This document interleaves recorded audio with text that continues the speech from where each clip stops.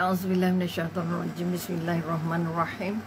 Alhamdulillahirabbil alamin. Assalatu wassalamu ala asyrafil anbiya'i wal mursalin wa ala alihi washabihi ajmain. Rabbi syrahli sadri wa yassir li amri wahlul 'uqdatam min lisani yafqahu qawli. Sekali lagi dalam cuaca yang masih mendung-mendung, kita mengharapkan Allah tetap menampung air-air yang tidak diperlukan lagi. Mudah-mudahan bumi akan terus menyelan, menyedut semua air-air yang ada di bumi, menghinggakan kita tidak lagi merasa tergusar akan datangnya naiknya air sekali lagi, insya-Allah. Maka kita ungkapkan alhamdulillah atas tugas itu, atas berhentinya hujan buat seketika. Walaupun kita tidak tahu berapa lama Allah dapat tampung atau langit dapat menampung hujan-hujan ini, dengan berita-berita yang kita baru terima mengatakan ada lagi akan berlaku ribut pusingan ketiga, pusingan kedua dan sebagainya. Second wave dan third wave katanya akan berlaku. Maka kita berdoa teruslah kepada Allah. Mudah-mudahan apa yang sedang dirancang Allah di muka bumi ini tidak terlalu banyak membuat kita merasakan sangat-sangat berduka cita. Kerana Allah sebenarnya sangat sayang dan sangat rindu dengan kita, sangat cinta dengan kita. Tetapi sayang cinta kita tidak banyak naik ke Allah, tidak banyak cinta naik ke langit. Cinta yang melimpah diturunkan Allah ke bumi, tetapi yang di bumi tidak mengangkat cinta itu sebagai cinta yang harus dikejar, harus dipegang, harus dicari. Ini sebahagian daripada perkara yang harus kita ambil kira, bahawa kita sedang menikmati hadiah dari Allah, tapi syukurnya tidak begitu banyak. Nikmatnya banyak melimpah, tapi syukurnya terlalulah sedikit. Sesungguhnya benarlah kata Al-Quran, manusia itu paling susah untuk bersyukur. Maka jadilah kita orang yang tidak dikatakan begitu. Jadilah kita orang yang paling banyak bersyukur atas segala yang Allah sediakan, sama ada yang kita suka atau yang kita tidak suka. Yang kita kata yang senang ataupun yang susah, kerana semua itu adalah bahagian daripada ketentuan. Okay, terima kasih banyak Kak Mahyum dan juga Ros Haselnida yang bersama-sama. Waalaikumsalam. Mudah-mudahan kita diberi Allah kekuatan, diberi Allah kesabaran, dengan cara kita diberi kesihatan. Setiap kesihatan yang kita nikmati, setiap makanan yang kita nikmati, itu tanda cinta Allah masih melimpah pada kita. Oleh sebab itu sekali lagi jagalah apa yang dimakan, supaya apa yang dimakan itu tetap akan mendekatkan kita kepada Allah, akan mengajak kita, menjemput kita untuk rindu dengan Allah, insya-Allah. Waalaikumsalam warahmatullahi wabarakatuh. Syukur alhamdulillah sudi bersama. Okey. Minta maaf salam pada anak cucu Kak Mayum. Mudah-mudahan kita diberikan ruang dan kesempatan untuk menambah ilmu lagi. Tajuk ini sangat panjang, tajuk ini sangat besar, makanya kita nak mencari husnul khatimah. Kerana doa kita selalu yang paling banyak disebut ialah Rabbana atina fid dunya hasanah wa fil akhirati hasanah wa qina azabannar wa sallallahu ala sayidina Muhammad wa ala alihi wasahbihi wasallam. Ini doa paling popular, paling banyak meniti di bibir setiap hamba Allah. Namun nak membuktikan bahawa kita mengharapkan kebahagiaan di dunia, kerana sebahagia dunia dan bahagia akhirat itu adalah berada di tangan Allah. Oleh itu banyak-banyak kita menyebut nama Allah. Siti Aisyah, Allahu Akbar. Waalaikumsalam. Mudah-mudahan diberi Allah kekuatan sudi bersama petang ini. Mudah-mudahan kehadiran kita ini diterima Allah sebagai satu ibadah yang diterima, ibadah yang diridai, dan ibadah yang mendekatkan kita kepada Allah, insya-Allah. Okey, terima kasih banyak selalu dengar ceramahmu. Mudah-mudahan itulah sebahagian daripada kenang-kenangan yang harus melekat dalam kepala kita. Kerana walaupun jauh di mata, jauh di jasadnya, tapi tidak pernah lekang di hati.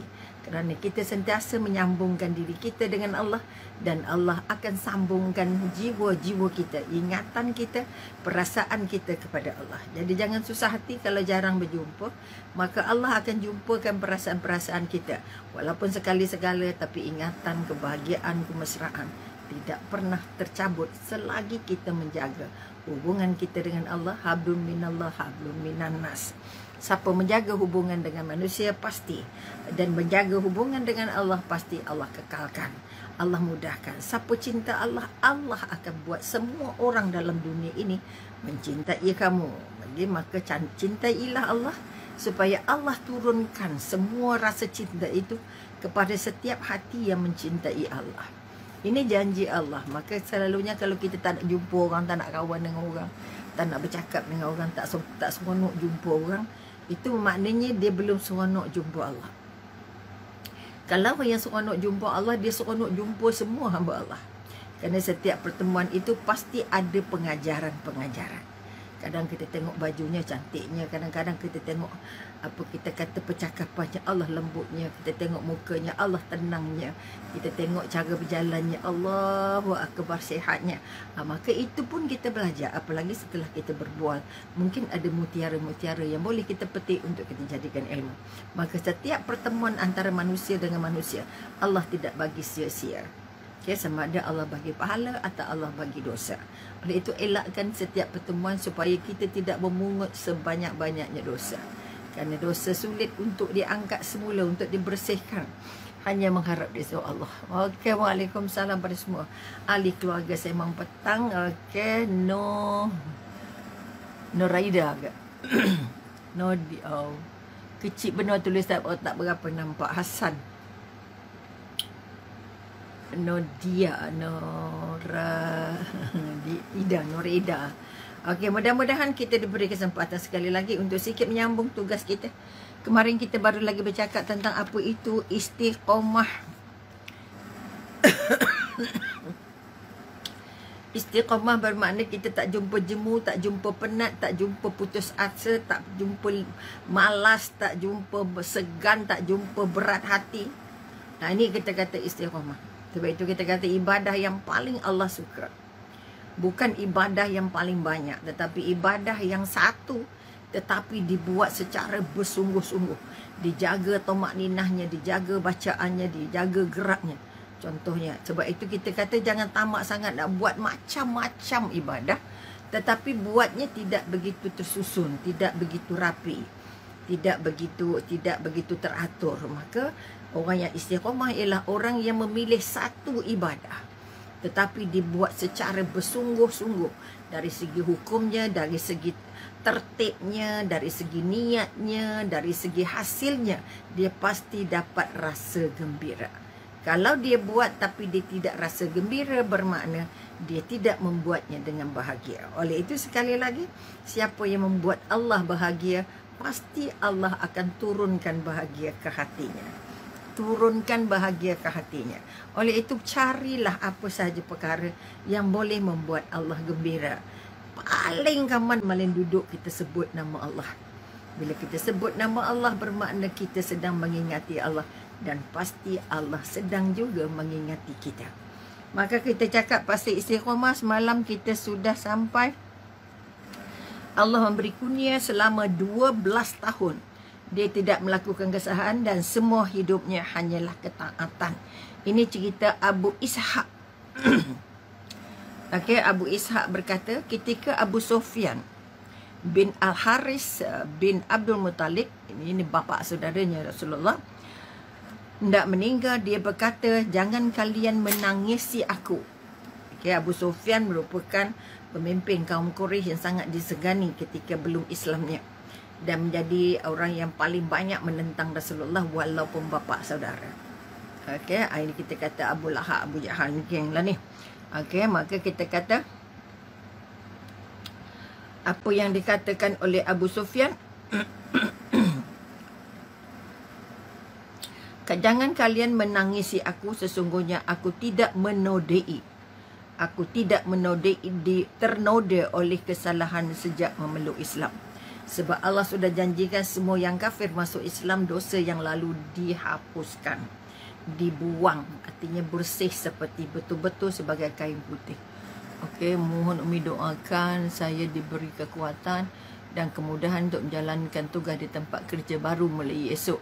Alhamdulillah, mungkin ada hikmah bertukar di tempat kerja baru, walaupun hanya lebih kurang lebih. Maknanya sekali lagi, pertama syukur. Okey, mardiyah, tolong bersyukur kerana masih ada kerja. Kedua, bersyukur kerana Allah nak bagi anda jumpa orang baru. Ketiga, Allah nak anda jumpa bos baru. mungkin cara bekerjanya, cara berfikirnya. Juga Allah nak anda jumpa tempat baru. Kalau cerita hamba Allah yang sudah membunuh 100 orang, kalau kamu nak jadi baik, nak bertaubat, kamu harus pindah dari tempat kamu. Duduk di tempat lain yang banyak orang baik-baik. Maka berbaik sangkalah bahawa kita kata dengan berpindah ini memberi dunia baru, memberi perasaan baru, memberi sahabat-sahabat yang baru. Duduk bersama orang baru, maka kita akan banyak belajar. Kalau dengan orang lama dah tak tahu nak sembang apa, dah lama sangat. Okay? Maka belajarlah untuk menerima setiap perubahan itu sebagai satu proses membaiki diri, menambah ilmu, menambah pengalaman. Jangan merasa pindah-pindah tempat kerja ke, pindah rumah ke, itu merupakan satu bebanan kerana itu adalah petanya Allah. Agastania, waalaikumsalam. Terima kasih turut serta Wan Safinah. Okey, waalaikumsalam. Terima kasih temankan Umi petang ini. Maka yang tadi yang nak berpindah tadi itu, belajarlah berpindah dengan gembira kerana setiap tempat baru yang dipindah pasti ada belajar benda baru. Tahniah, selamat berpindah. Mudah-mudahan menambah pahala, menambah kekuatan, menambah persahabatan dan menambah kerinduan di tempat-tempat lama. Jadi menambah ahli, menambah kawan, menambah pengalaman. Sebab itu sekali lagi jangan melihatnya dengan mata hitam, tapi melihatnya dengan mata putih. Bahawa setiap yang Allah rancang itu hujungnya baik. Setiap yang Allah ketentukan itu hujungnya baik. Maka pindahlah, tak ada masalah. Maka kalau kita ambil tadi Abu Sufyan, dia kata apa? Kamu jangan menangisi aku. Dia kata sesungguhnya aku tidak ternodai oleh kesalahan sejak memeluk Islam. Maka walaupun dia sudah banyak berdosa semasa bukan Islam, setelah masuk Islam dia berjanji untuk mengikut seluruh peraturan Islam dan akhirnya dia tidak pernah menodai, artinya tidak pernah melakukan kesalahan lagi setelah memeluk Islam. Allah telah memberikan kurnia selama 12 tahun.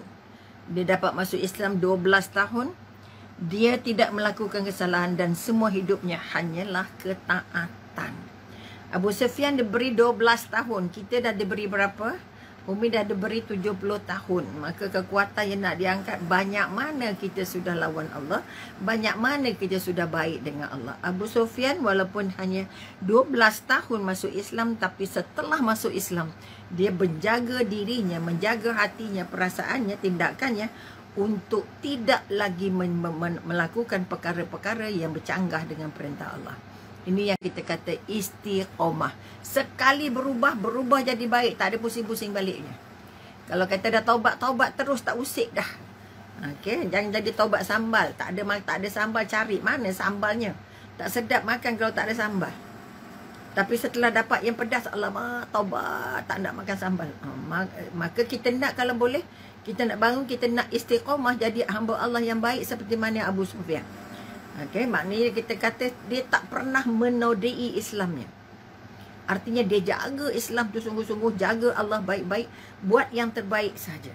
Okay, sebab itu dia yakin dan percaya setelah dia masuk Islam dan mentaati seluruhnya, pasti Allah beri yang terbaik kepadanya. Okay. Itu satu contoh istiqomah. Ada satu lagi, okay. Oh, belum habis lagi Abu Sufyan. Dia solat waktu musim panas selama setengah hari. Abu Sufyan solatnya okay, di musim panas, sebab musim panas ni sangat panas, 50 berapa buat, selama setengah hari sampai waktu makruh solat. Okay. Maknanya dia solat, okay, sampai masa sebelum makruh solat. Bila makruh solat? Bila belum masuk waktu. Kemudian kita kata kemudian solat dari zuhur sampai asar. Okey, maknanya kita kata okey, nak ziarah saudara kita di KL dan Johor, nak ziarah Bonda Mariam dan anak Yud Linda, dan kita nak doakan ayat ziarah ke sana. Okey, maknanya nak Kak Mayum kita ni nak berjalan. Mudah-mudahan Allah angkat perjalanan ini sebagai satu daripada jihad, satu daripada amal kebajikan, satu daripada amal soleh, kerana melawat saudara mara di sana, makcik kita di sana, dan sepupu-sepupu kita di sana. Mudah-mudahan perjalanan ini diberkahi. Mudah-mudahan kita juga berdoakan supaya selamat perjalanan pergi dan balik. Kalau boleh jangan cepat, jangan lambat sangat, kerana musim wave ataupun gelombang yang kedua ini, kalau mengikut peta Kak Mayum, kalau mengikut peta daripada Jabatan Kaji Cuaca, zon kedua ataupun pada katanya 28-29, zon kedua ribut hujan dan ribut akan berlaku di Kedah ataupun di utara dan juga di Johor. Jadi kalau boleh tengok dulu kaji cuaca macam mana ceritanya. Maknanya dia kata minggu depan. Jadi kalau minggu depan tu hati-hatilah. Pada Ruby, kalau boleh nak pergi, kalau boleh lepaskan dulu 27, 28, 29 tu pergilah bulan Januari, tak ada masalah kot. Okey, kerana kita nak melepaskan ribut yang dijadualkan oleh Jabatan Kaji Cuaca. Namun begitu, kalau ditakdirkan nak sudah berlaku, sudah berjalan, sudah merancang, dan itu saja hari yang ada, silakan. Kita doa semoga Allah lindung kita daripada sebarang kesulitan, untuk kerana niat kita semata-mata menziarah kerana Allah. InsyaAllah. Okay, selamat berangkat, kirim salam ke Ruby kepada Cik Yam dan sebagainya. Okey. Maka kita katakan Abu Sufyan solatnya, okey. Dan kemudian dia solat Zuhur sampai Asar. Okey, betul, melihat betapa lamanya solat dia dan betapa istiqomahnya dia dengan solatnya. Kemudian tadi kita kata Abu Sufyan, sekarang kita nak bercakap pasal Wahab binti Al-Wad rahimahullah, seorang lagi tokoh ataupun seorang lagi sahabat, seorang lagi tabi'in yang mengamalkan apa yang dikatakan istiqomah. Istiqomah artinya tetap melakukan apa yang dilakukan dalam apa keadaan sekalipun kerana Allah. Kalau mengikut Sufyan As-Sauri, okey, ini juga dikatakan para tabi'in, apabila berbicara kepada orang di Masjidil Haram dan selesai dia berbicara, dia berkata, Sufyan As-Sauri mengajar di masjid, kemudian habis saja kuliah dia, pergilah kamu kepada tabib, yakni Wuhaib. Okey, daripada Al-Hilyah. Wuhaib rahimahullah berkata, jika kamu, maknanya kita nak tahu apa itu istiqamah. Jika kamu dapat tidak dibuat sibuk, jika kamu dapat mengelakkan diri kamu dari disibukkan oleh seseorang. Okey, kalau boleh kita kata, jika kamu dapat tidak dibuat sibuk, tak ada orang kacau, tidak dibuat sibuk oleh seseorang dari Allah, maka lakukanlah. Artinya yang terbaik, jangan membiarkan saja orang-orang buat kita sibuk sehingga kita jauh dengan Allah. Maka istiqomah dekat dengan Allah, apa halangan pun kita kena tolak. Ini kekuatan-kekuatan. Waalaikumsalam Mauda, terima kasih temankan kita petang ini. Kemudian kita kata daripada Muhammad bin Yazid, Wahab bersumpah. Ini Wahab tadi ataupun kita katakan orang yang sangat istiqamah. Wahab bersumpah bahawa dia tidak akan pernah, dia tidak akan pernah terlihat oleh Allah. Terlihat oleh Allah dan salah seorang dari makhluknya dalam keadaan tertawa. Dia melihat dia berjanji dengan dirinya dia tidak akan ketawa. Ini kita kata para wali ini kita kata, sehingga sekelompok utusan dari Allah mendatangkannya saat kematian dan memberitahu kepadanya tentang kedudukannya di sisi Allah. Kita ada 4 lori ketawa. Orang yang istiqomah dengan Allah, dia tak banyak ketawa. Kalau kata Wahab ini tidak pernah ketawa, tidak pernah dilihat Allah dan tidak pernah dilihat manusia. Maka kita kata ketika saat kematiannya dia ditunjukkan oleh sekelompok yang datang. Ini Allah lah yang memperlihatkan kepadanya lewat mimpi. Dia bermimpi, okey. Ada satu rombongan datang yang memberitahu kepadanya dia termasuk ahli syurga. Okey. Ketika dikabarkan kepadanya tentang hal tersebut, tangisannya bertambah-tambah menjadi. Okey, bertambah-tambah menjadi. Kerana apa katanya? Kenapa menangis seteruk lagi? Kerana dia mengira bahawa ini adalah dari syaitan. Maka kita katakan, kalau kita kata salafus salih ini orang yang sudah banyak beribadah, sebab itu kita kata Nabi tak kata larang ketawa, tapi janganlah ketawa banyak sangat. Ini kalau kata orang istiqamah, dia dah berjanji dengan Allah, aku tidak akan banyak ketawa, aku tidak akan ketawa, dan sehingga tak ada siapa pun pernah menengok dia ketawa. Dan disebabkan oleh amalan itu menjaga hatinya supaya tak lepas dari Allah. Kadang-kadang kita ketawa itu membuat kita lalai. Sebab itu banyak ketawa itu membuat kamu lupa. Banyak ketawa itu membuat kamu banyak hilang hafalan. Banyak ketawa itu menyebabkan kita senang dipancing syaitan. Jadi ketawalah ala kadar. Waalaikumsalam Siti Rohani. Terima kasih teman-teman petang ini, insya-Allah. Maka kita katakan salafus salih ini, kalau walaupun dapat berita tentang masuk syurga, tapi dia sangatlah sedih. Walaupun yang datang itu malaikat, tapi bila dapat berita itu, dia belum dapat meyakini sesungguhnya, sehingga dia terus merasa bahawa apa yang berita yang dia dapat itu katanya dari syaitan, sebenarnya itu sebenarnya janji Allah. Daripada Abdullah bin Mubarak, okay? Ini tentang orang ini, tentang Wahib bin Al-Wad, okay? Orang yang sangat istiqomah. Okay, daripada Abdullah bin Al-Mubarak, dia berkata, dikatakan kepada Huwaib bin Al-Wad, dapatkah orang yang melakukan maksiat kepada Allah mengecap rasa manisnya ibadah? Okey.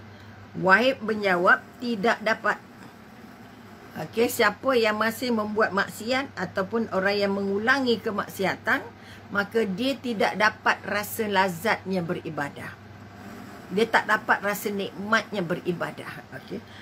Begitu juga tidak ada orang yang berniat melakukan maksiat.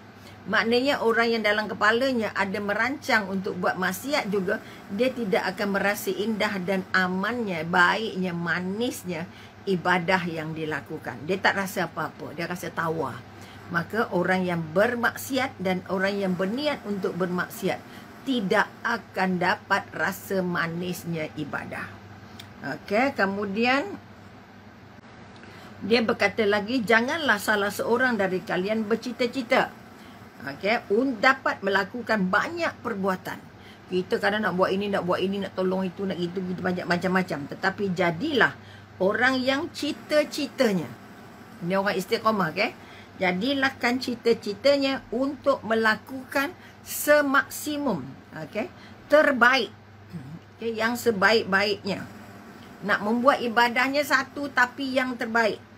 Boleh jadi seorang hamba mengerjakan solat, okey, namun dia melakukan maksiat dalam solat, maksiat kepada Allah dalam solatnya. Apa maksud maksiat kepada Allah dalam solatnya?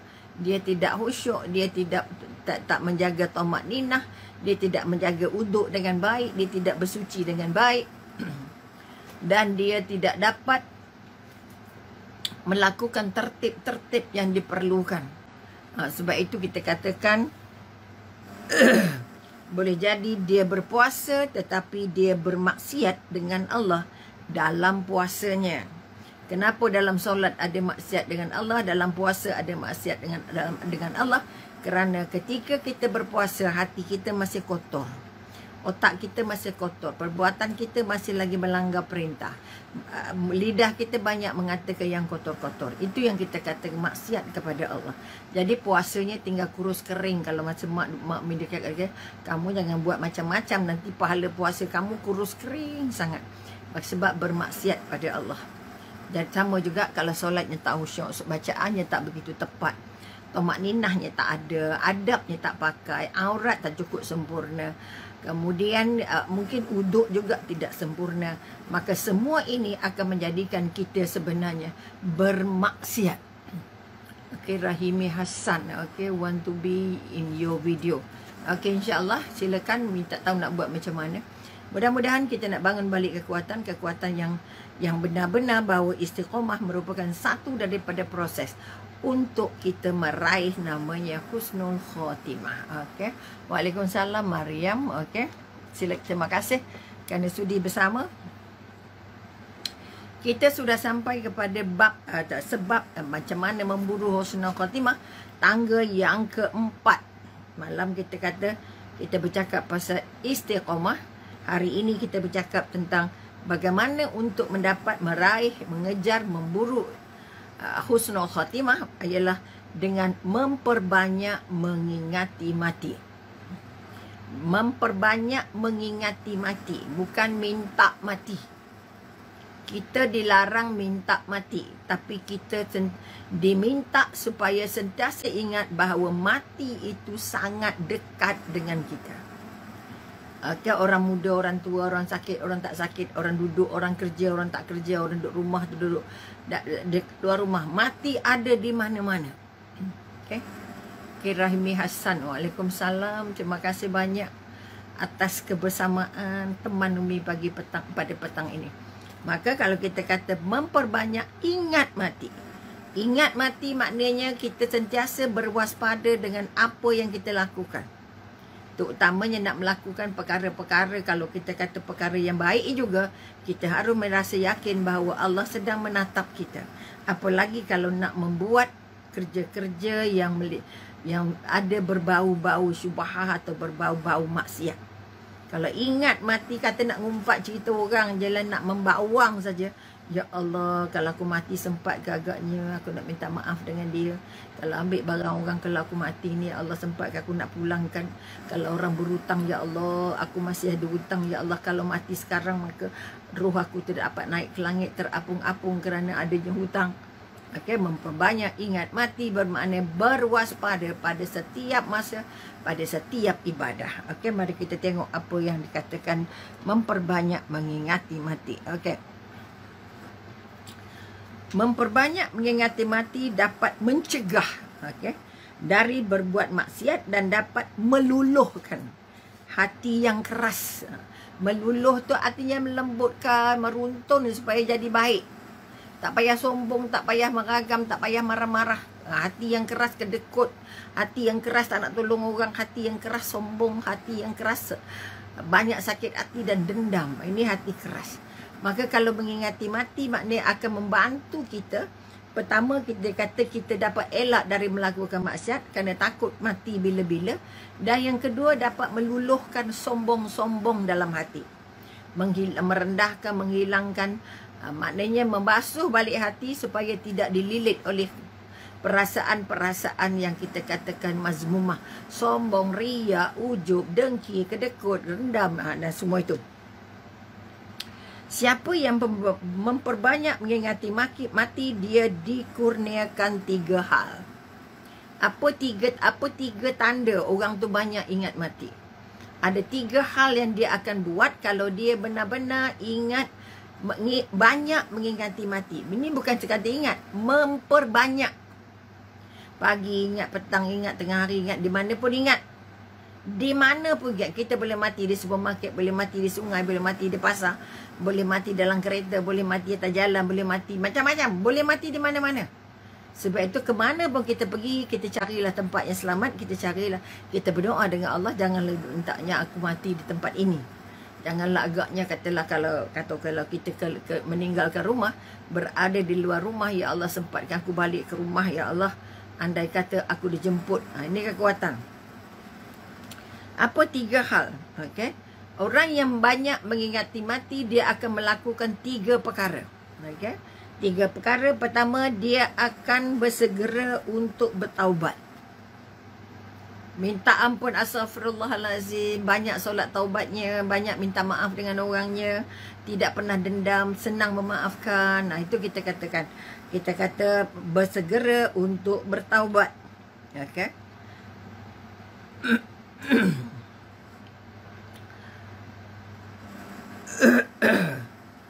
Tanda dia bersegera bertaubat, maka banyak bertaubat, cepat bertaubat, senang bertaubat, maka hatinya dipenuh oleh sikap menerima. Kalau tadi kata Madiah tanya pasal nak pindah tempat baru, maka legakanlah hati dan perasaan, melangkahlah masuk ke tempat baru, kerana pasti kita akan berjumpa sesuatu yang baru. Itu namanya kita kata kita melembut, menerima, sikap menerima, kerana tidak ada apa-apa yang berlaku tanpa izin Allah. Itu yang pertama. Kemudian dia rajin beribadah. Dia tak nak buang masa, dia tak nak cuai, dia tak nak buat benda tak ada faedah. Dia banyak beribadah. Dan siapa yang lupa mati, pertama tadi apa dia kata? Pertama segera taubat. Kedua kita kata dia senang menerima. Apa yang datang ini diterima dengan baik, sebab yang datang ini semua dari Allah. Dan yang ketiga dia rajin beribadah. 3 tanda ini. Okay? 3 tanda ini. Satu, tersegera bertaubat. Kedua, menerima semua yang Allah takdirkan dalam hidupnya. Dan yang ketiga, dia sangat serajin beribadah.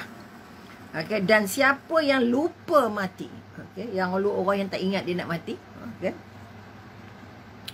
Apa yang terjadi? Siapa yang lupa mati, maka dia akan dihukum dengan 3 hal. Tadi siapa yang ingat mati, 3 hal. Pertama, dia banyak bertaubat. Kedua, dia banyak menerima apa saja yang Allah tentukan kepadanya. Dan yang keempat, yang ketiga, dia sangat rajin beribadah. Artinya menjaga ibadah, menambah ibadah, memperbaiki ibadah. Okey. Maknanya kalau kata ba'diyah, qabliyah saja bolehlah zikir. Kalau zikirnya 33 ditambah jadi 100 misalnya. Kalau sedekahnya RM1 dia jadi tambahlah banyak sikit, contoh. Okey, kemudian kalau yang tak ingat mati, dia dibagi juga 3 hal. Satu, dia mengulur-ngulurkan, dia menangguh-nangguhkan taubat. Aku lambat lagi mati, takkan nak suruh taubat dulu. Okey. Dia menangguh-nangguhkan ke taubat. Kemudian dia menanggalkan sikap menerima. Apa saja Allah bagi semua tak betul. Pasal apa aku yang kena? Pasal apa aku gitu? Pasal apa gini? Pasal banyak sangat tak menerima. Okey. Terutamanya rezeki. Dia tidak bersyukur dengan rezeki. Orang-orang yang tak takut mati atau tak ingat mati, dia sangat banyak menyalahkan Allah. Banyak bertanya pasal apa, pasal apa, pasal apa. Okey.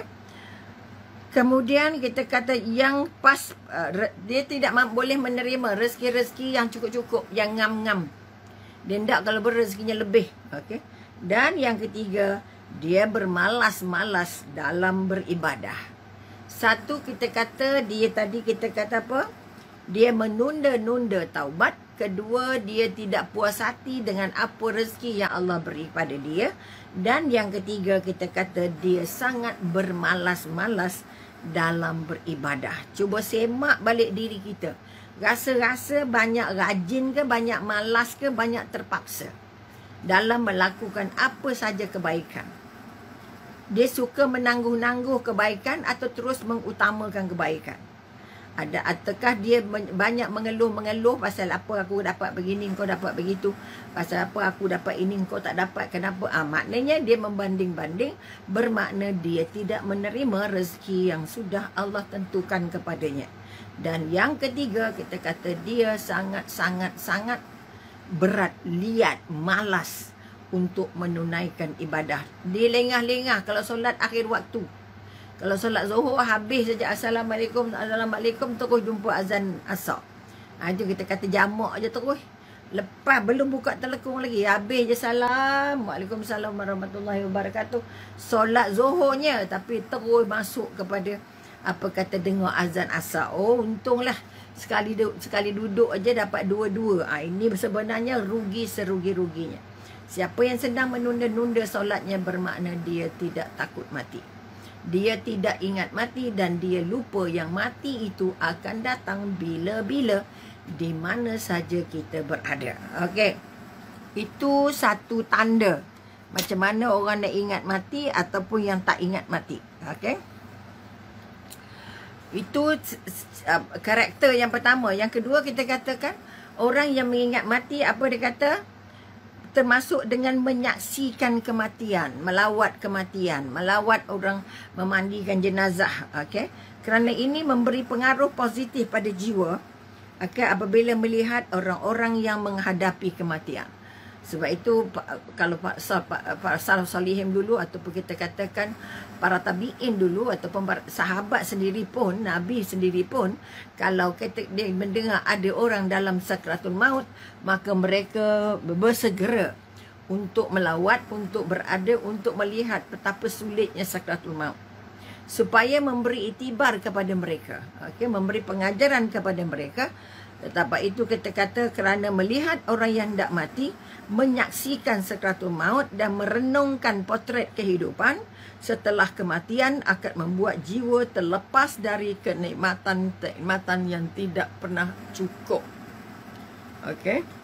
Kelopak mata sukar tidur. Badan tak enak istirahat sehingga bangkit semangat beramal dan bertaubat dengan bertambah tekun. Maka kita katakan kematian mengajar kita. Pernah Imam Ghazali kata, kamu kata bagaimana nak merawat hati yang mati. Hati ada 3, pertama yang hidup, kedua yang sakit, ketiga yang mati. Jika kamu dapati kamu berada di dalam kita kata merasa hatinya mati. Hatinya mati, hati yang paling liat untuk ibadah. Hampir tidak merasa penting untuk ibadah, itu mati dah.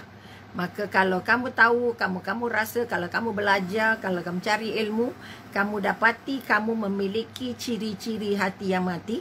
InsyaAllah bila ada lapang kita buat tajuk itu. Hati yang mati, kamu pergilah kepada 3 perkara. Pertama, baca Quran. Yang kedua, kita kata pergi ke perkuburan. Pergi perkuburan, maknanya melihat orang-orang yang dulu dekat dan kita sudah tak ada lagi sekarang. Kemudian kita kata melihat orang sakratul maut. Maka kita nak bangun balik kekuatan. Tadi kita katakan pertama nak membolehkan kita merasa ingat mati, melihat keadaan. Sebab itu melawat orang sakit itu pahalanya sangat-sangat besar. Sebesar gunung Uhud kata Rasulullah. Maka kita nak bangun balik kekuatan bahawa orang yang nak pertama melihat, tadi kita kata 3 perkara tadi. Orang yang ingat mati, dia bertaubat. Orang yang ingat mati, dia menerima semua takdir yang Allah beri pada dia. Dan yang ketiga, orang ingat mati ialah orang yang paling cepat, paling tidak menunda-nunda ibadah.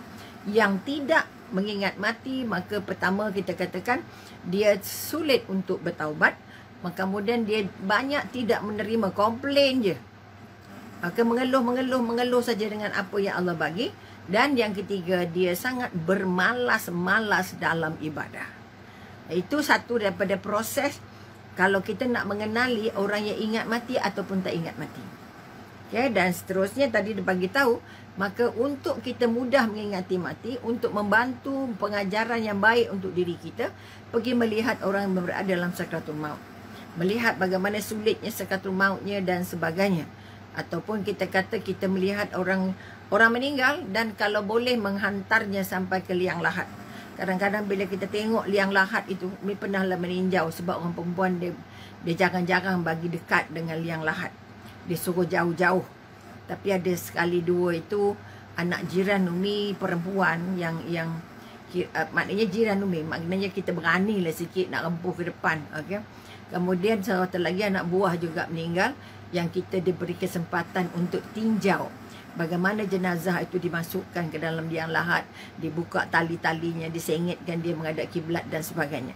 Dengan melihat secara langsung lubang yang sangat sempit itu sangat-sangat memotivasi kita. Sangat-sangat memotivasi kita untuk tidak lagi bermalas-malasan untuk beribadah. Jadi orang yang sentiasa ingat mati, dia sangat berat dengan ibadah, dia sangat redha dengan apa yang dilaluinya dan dia cepat sangat banyak. Setiap hari paling sikit sekali dia akan melakukan taubat dan dia istighfar sebanyak-banyaknya. Maka ini kekuatan-kekuatan sebahagian daripada kita kata kalau ingat mati dia akan jadi lembut hatinya dan akan mudah kita kata kelopak matanya untuk menangis ataupun dia kata rugi kalau banyak tidur. Kadang-kadang kita kata kita cerita nak bangun pukul berapa, dia bergantung pada nak tidur pukul berapa. Sebab itu Nabi pesankan tidurlah kamu selepas isyak, jangan tidur sebelum isyak. Tidurlah kamu selepas isyak dan bangunlah kamu sebelum subuh. Artinya 1/3 malam terakhir. Jadi biasanya kalau kita kata Nabi bangun di tengah malam. Nabi bangun di tengah malam kita bergantung baliklah. Kita kata kalau daripada maghrib sampailah kepada subuh. Itu adalah tempoh malam. Jadi kita pecah 3 kalau nak dapat 1/3 tu. Dari maghrib pukul berapa, subuh pukul berapa. Kita bilang berapa jam ada. Kemudian kalau nak dapat 1/3 yang terakhir itu, kita bagi 3 jam tu. Kita bagi 3 waktu tu, kita nak bangun pukul berapa. Okey, katalah kalau pukul berapa, katalah maghrib, isya tu berapa jam, sampailah subuh. Tolong kira, buat sendiri jadualnya. Mudah-mudahan kita diberi kesempatan untuk dapat merasakan. Sebab itu bila Allah kata wahai orang-orang yang berselimut, masa Nabi, walaupun dia bercakap pada Nabi bangunlah, maka orang yang berselimut, dan ayat itu turunnya tengah malam. Maka dengan sebab itu Nabi tidur awal, tidur lepas isyak. Anak saudara Aisyah pernah datang berkunjung ke rumahnya. Dia membawa seorang kawan. Kemudian selepas isyak dia bersembang. Okay, selepas isyak dia bersembang. Maka Nabi tegur, kalau boleh jangan lagi bergebang-gebang, jangan lagi bersembang-sembang selepas isyak. Teruslah tidur supaya kamu dapat bangun di tengah malam. Dapat bangun untuk bersolat malam dengan Allah sebagaimana yang dilakukan oleh Rasulullah. Jadi kira sendiri nak tidur pukul berapa, bangun pukul berapa. Paling sikit kita tidur 5 jam sudah memadai. Mudah-mudahan kita termasuk orang-orang yang sangat ringan, mudah dan rasa ingat kita akan berjumpa Allah. Maka ibadah kita akan jadi lebih ringan. Dan kita sama-sama dapat kita kata bersemangat untuk nak bangun, semangat untuk nak beramal. Dan kita akan beramal dengan lebih tekun kerana kita tahu umur kita sangatlah pendek. Maka kita sambung sikit lagi, ada banyak lagi sikit penjelasan. Maka sekali lagi terima kasih banyak diucapkan kerana menemani Umi petang ini. Mudah-mudahan kita diberi Allah kekuatan untuk mengangkat, mengejar, memburu husnul khatimah. Kerana kita sentiasa berdoa kita nak masuk syurga.